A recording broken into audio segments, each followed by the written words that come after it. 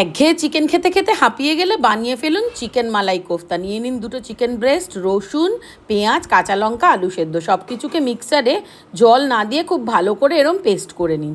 তার মধ্যে দিয়ে দিন অল্প পরিমাণে নুন। এবার সেই পেস্টের বড়া বানিয়ে ফেলুন।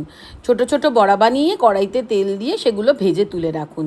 তারপর সেই তেলেই দিয়ে দিন জিরে ফোড়ন, দিয়ে দিন পেঁয়াজ, রসুন, আদা, কাঁচা লঙ্কা, টমেটো অথবা টক দইয়ের একটা পেস্ট। আমি টমেটো দিইনি, টক দই দিয়েছি। আপনারা টমেটো বা টক দই যে কোনো কিছু দিতে পারেন। তারপরে দিয়ে দিন নুন, হলুদ, লঙ্কার গুঁড়ো আর জিরের গুঁড়ো।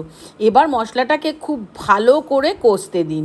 মশলা কষে যখন তেল ছেড়ে দেবে তখন যে পরিমাণ ঝোল আপনার লাগবে সেই পরিমাণ গরম জল দিয়ে দিন। অবশ্যই গরম জল দেবেন, ঠান্ডা জল কিন্তু দেবেন না।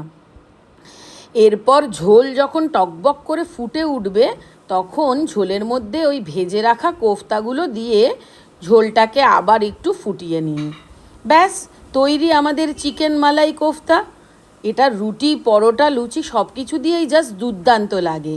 পরিবেশন করার সময় ওপরে একটুখানি ক্রিম দিয়ে পরিবেশন করুন, তাহলেই দেখবেন জাস্ট জমে গেছে।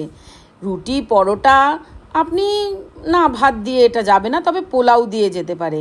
বানিয়ে খেয়ে দেখে জানাবেন তো বন্ধুরা কেমন লাগলো।